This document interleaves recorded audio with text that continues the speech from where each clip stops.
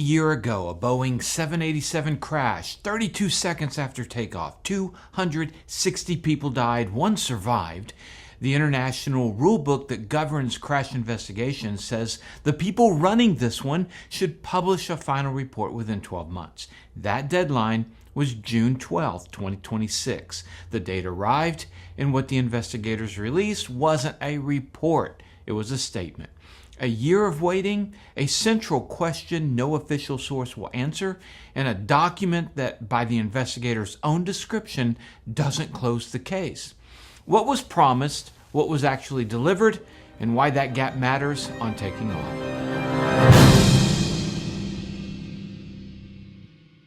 Hi, I'm Dan Milliken, and I've been following this story for a year.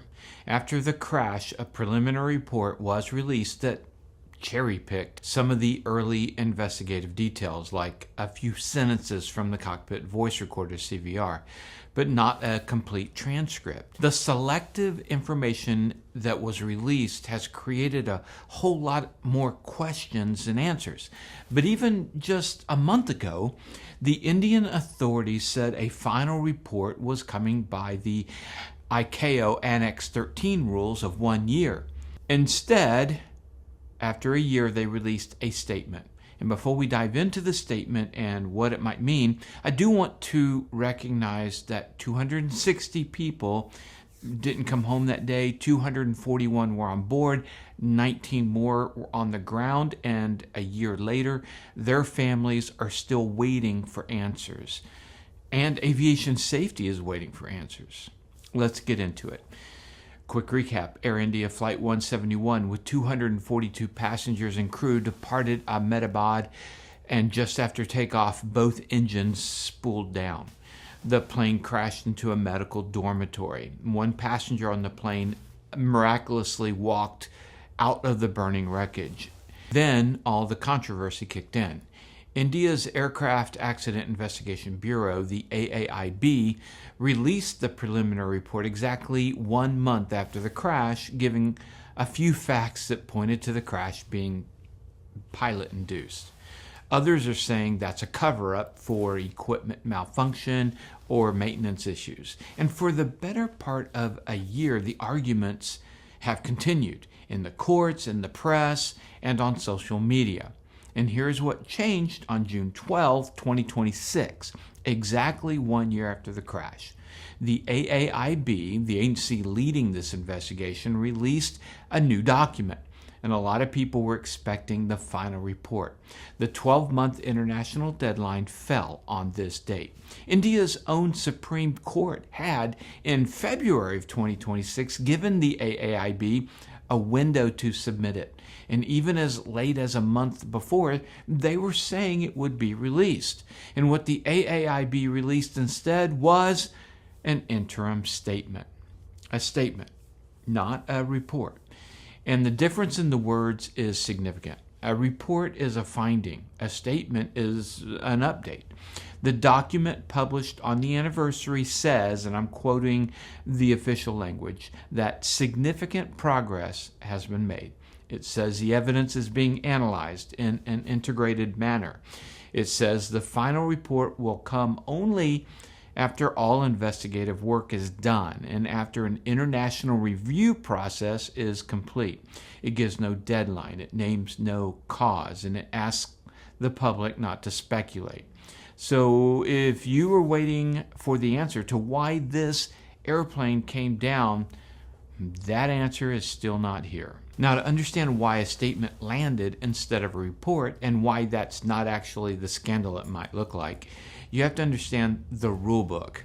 Every major civil aviation crash is investigated under the same framework, and it's called the Annex 13. It comes from the International Civil Aviation Organization, ICAO, the United Nations body that sets global aviation standards.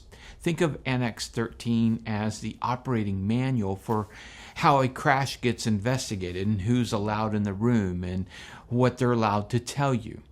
A few things in that manual explain almost everything people are frustrated about right now. First, the investigation has exactly one job, and it isn't blame. Annex 13 states it plainly. The sole purpose is to prevent the next accident. It is not, in the rulebook's own words, to apportion blame or liability. So when the AAIB keeps saying it won't point a finger, well, it's not evasion. That's the literal mandate that ICAO says it has to operate under. Second, who runs it? The country where the crash happens leads the investigation. Here, that's India. Because the airplane was Indian registered and Air India operated, India wears several hats at once. But Boeing built the 787, and the engines were built by GE in the United States. So the U.S. National Transportation Safety Board, the NTSB, sits at the table as the American representative, with Boeing and GE attached as technical advisors. And because dozens of British citizens died, the United Kingdom has its own defined seat there at the table as well. All right, third in the rule book, the clock. This is the part the headlines are built on. Annex 13 asks for a preliminary report within 30 days, and India did that. The preliminary report came out on July 12, 2025, and then the rulebook asks for a final report as soon as possible, and if possible, within 12 months. But here's the part most coverage skips. The rulebook says that if 12 months isn't possible, the investigating country must publish an interim statement on the anniversary describing its progress. Missing 12 months is actually kind of common. The anniversary statement is the built-in fallback. The issue I have is that they led us to believe they were on schedule in the months leading up to this for the final report. The rule book goes on to explain two more things you've probably wondered about. You've heard there's cockpit audio, a recording of the two pilots talking in those final seconds. You've never heard it. Annex 13 specifically protects cockpit voice recordings from public release. And it specifically says that the names of the people involved are not to be disclosed to the public. So the preliminary report could describe the exchange, give us the transcript, or say pilots said this or that, but it could not, by rule, tell you whose voice it was by name. But the frustration is that they could have said it came from the captain or the first officer. And the last thing the rulebook explains is why the final report genuinely could not have landed on this anniversary. Before a final report goes public, the lead country has to send a draft to all the other participating countries and give them time to comment. 30 days, sometimes 60. Reporting from one outlet indicated the United Kingdom hadn't even received that draft. If it's accurate, then under the rulebook, an on-time final report was mathematically impossible. So that's the framework. Now let me bring you back to what actually happened for anyone coming to this story for the first time. On June 12, 2025, in the early afternoon, Air India Flight 171, a Boeing 787-8 Dreamliner, took off from Ahmedabad in western India, bound for London. It was the first fatal crash in the history of the Boeing 787, the first time one had ever been destroyed. Roughly 32 seconds after liftoff, the airplane came down in a medical college campus less than a mile from the runway. And the aircraft was destroyed, buildings on the ground were hit. According to the preliminary report, just after the airplane hit its maximum speed, lifting off, both engine fuel control switches, the switches that send fuel to the engine, moved from run to cutoff, one then the other, about a second apart. The fuel was cut. The report describes the cockpit voice recording. On it, one pilot asks the other why he cut off. The other pilot answers that he didn't. And that's where the official account stops. The report describes what happened to those switches, does not explain why, does not say who or what moved them, or whether anyone moved them at all. On one side, some safety analysts looked at the report and argued those switches didn't move on their own, that moving them takes a deliberate human action. On the other side, India's pilot organizations pushed back hard. They argue you cannot rule out an undiscovered technical or electrical fault, and they've objected to anything that reads like blame landing on the two pilots who aren't alive to defend themselves. And they've called for a separate judicial inquiry. The AAIB hasn't officially endorsed either side, and under the rule book it can't, not until the work is done.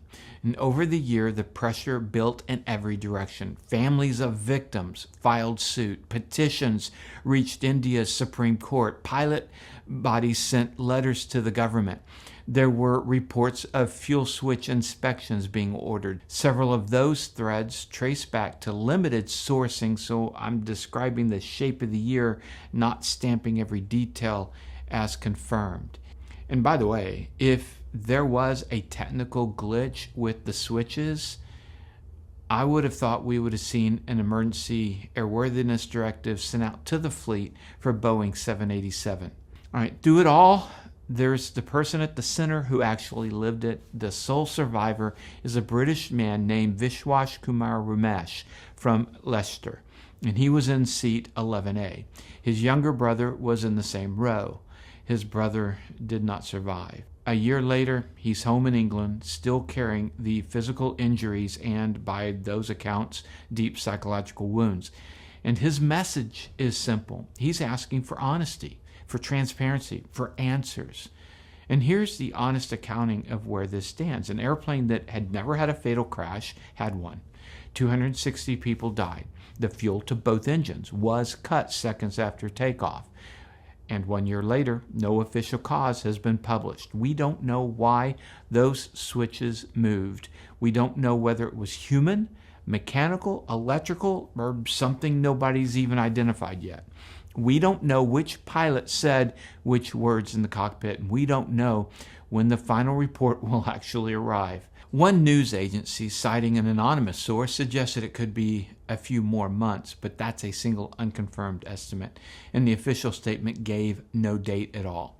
The investigation is still underway. It'll examine the maintenance and operational records, and eventually it'll produce a final report with a structure the rulebook lays out.